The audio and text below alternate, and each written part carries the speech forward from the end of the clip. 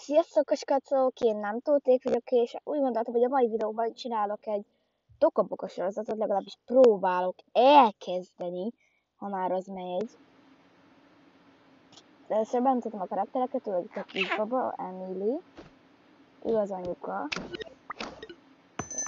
Igen, először.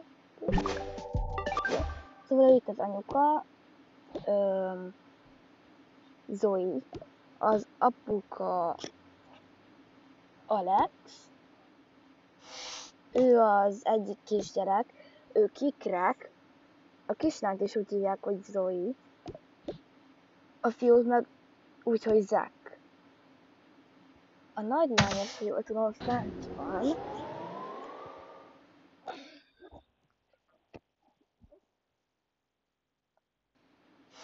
Ő itt fenn alszik még, és szóval arra gondoltam, hogy ilyen Tokobokhoz sorozatot csinálhatnánk. Jaj. Ezek itt, ezeket elviszem innen gyors, mert, hogy is mondják.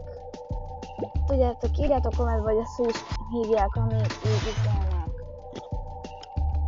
Hogy előre megmondják, hogy mi lesz valami filmben, vagy tudjátok, légy írjátok meg kommentbe, hogy melyik az.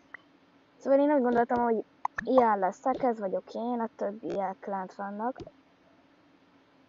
Én is így fogok becsatlakozni minden egyes videónál, ugyanúgy, mint Adzo, bár ő a példaképen már szinte, de persze az ilyen videósok, de Tokabokában ő. Szóval írjátok meg, hogy azt hogy is kell mondani, mert még elfelejtettem. Na, sziasztok!